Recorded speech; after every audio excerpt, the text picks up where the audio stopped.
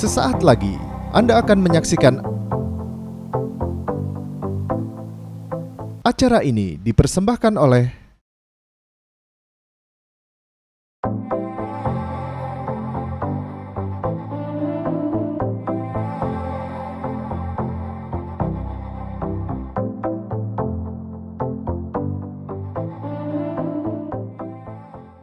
Assalamualaikum warahmatullahi wabarakatuh. Selamat sore sahabat Insight. Alhamdulillah senang sekali Insight Jak TV dapat kembali hadir menemani Anda bersama saya Intan Arlita selama 60 menit ke depan di program Insight Ramadan bersama Bazis DKI Jakarta.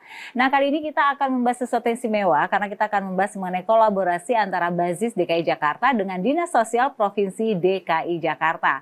Dan saat ini di studio sudah hadir narasumber dan juga bintang tamu kita. Sudah ada Bapak Nasir Tajang, Wakil Ketua 4 Bazis DKI Jakarta. Assalamualaikum Bapak. Waalaikumsalam warahmatullahi wabarakatuh. Sehat ya Pak? Alhamdulillah. Alhamdulillah. Kemudian ada Ibu Susi Dwi Harini, Kabid Pemberdayaan Dinas Sosial Provinsi DKI Jakarta. Yang biasa kita sapa Ibu Rini. Iya, siap. Assalamualaikum Ibu Rini. Waalaikumsalam warahmatullahi wabarakatuh. Sehat ya Bu? Alhamdulillah. Alhamdulillah. Kemudian ada bintang tamu yang juga sahabat saya dari zaman SMP ini loh. Anda Rarli, apa kabar Rli? Waalaikumsalam. Ini kayak reuni ya? Kayak reuni, tapi nggak apa-apa. Ini kita reuni sekaligus mencari ilmu. Betul banget.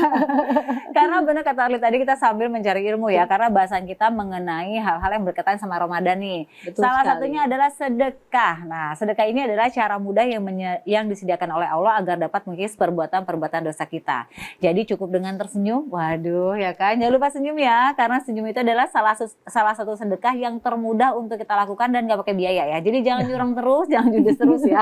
Apalagi di bulan Ramadan itu ya. Dan itulah mengapa kita dianjurkan untuk bersedekah. Selain untuk membersihkan dosa-dosa kita, juga ternyata bersedekah itu bisa mendatangkan rezeki kepada kita. Jika kita yakin bahwa diri ini ketika bersedekah akan digantikan oleh Allah, maka insya Allah akan digantikan dengan berlipat ganda. Tapi tentu saya mau tanya Pak Nasir nih, benar nggak Pak Nasir yang tadi saya ucapkan? Sangat benar. Benar ya? Iya. Masya Allah. Udah Masya segitu aja Allah, Pak ilmuwan saya Pak. Jadi kita selama satu episode ini coba senyum-senyum aja ya. Baik, mungkin saya akan tanya lagi kali ini ke Bu Rini dulu ya Bu Rini ya. Ya, Untuk di Dinas Sosial ini kan instansi pemerintah yang mungkin bisa dijelaskan lagi kepada sahabat Insight di rumah nih. Sebenarnya ruang lingkupnya Dinas Sosial tuh apa aja sih yang akan berimpact langsung kepada masyarakat? Ya, oke, terima kasih. Dinas Sosial, sebagaimana juga namanya Dinas Sosial, tentu menangani urusan-urusan sosial, termasuk pelayanan kepada pemerlu pelayanan kesejahteraan sosial. Ya. Pemerlu pelayanan kesejahteraan sosial itu dari mulai balita, terlantar, ya, kemudian sampai lansia, gitu ya. Dari balita itu yang kita temukan di masyarakat, kita temukan di toilet, serahan dari polisi, serahan dari rumah sakit, gitu ya. Lihat di berita ya banyak ya. Itu.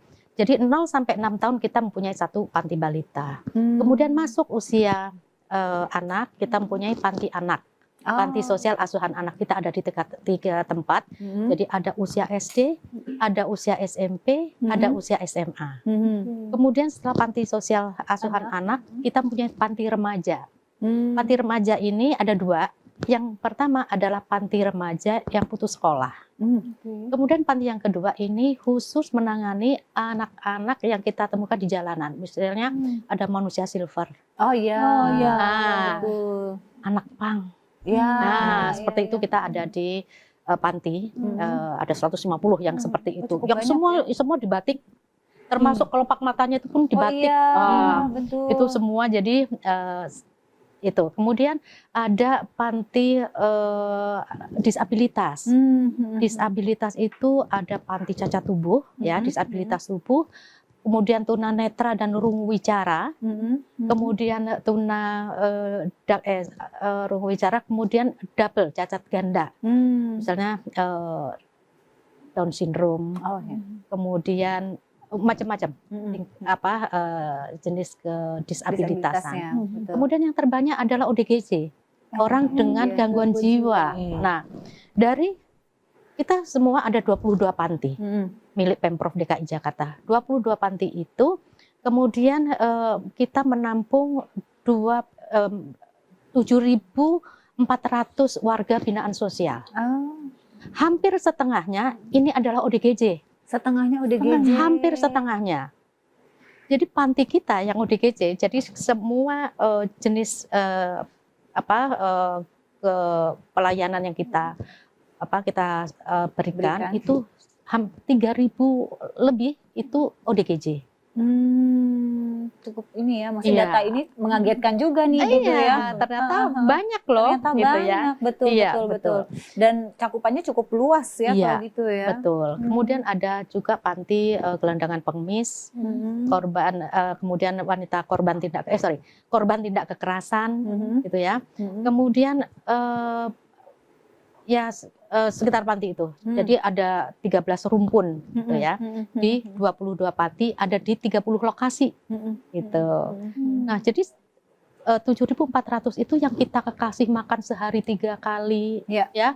Kita berikan bimbingan sosial, bimbingan mental, bimbingan keagamaan itu setiap hari kita merawat cukup besar ya. Luar biasa ya. merawat 7.000 sekitar 7.400 karena jumlahnya fluktuatif. Baik. Kemudian ada satu lagi panti sosial Bina Insan. Bina Insan ini adalah panti penampungan sementara. Jadi dinas sosial itu menampung semua yang kita kita lakukan penjemputan di jalan-jalan. Jadi di lampu merah misalnya gitu kan, itu ada petugas kami yang standby di situ. Yang tugasnya adalah melakukan penjemputan, kemudian kita masukkan ke dalam panti. Yang awal itu adalah panti pertama mereka masuk itu di Panti Sosial Bina Insan atau PSBI. Kita ada di 2 tempat, ada di Cipayung, ada di Bina Insan. Kedoya, Bina Insan. Sementara itu ya Bu. Penampungan sementara. Nah, kemudian dari situ kita pilih mana yang warga DKI, mana yang luar DKI. Yang luar DKI kita pulangkan. Kembalikan ya. Iya. Betul. Cukup menarik ya Ibu Rini ya. Jadi artinya dinas sosial sendiri ini ya kaitannya kembali kepada masyarakat ya. Bagaimana memberikan binaan kepada masyarakat agar pada saat nanti dia kembali ke lingkungan masyarakat dia menjadi yang bermanfaat. Betul. Seperti itu. Iya. Nah tentunya nanti saya juga mau ngobrol sama Pak Nasir juga Erlin ya. Terutama Pak Nasir kira-kira kolaborasinya apa. Dan kalau ke Erli adalah, Erli punya nggak sih pengalaman-pengalaman berbagi gitu ya. Terutama mungkin tadi tuh kepada teman-teman kita yang kurang mampu ya. Betul. Tapi nanti kita akan bahasnya karena kita akan bertanya kepada 2 narasumber kita setelah yang satu ini, tetap di Insight Ramadan.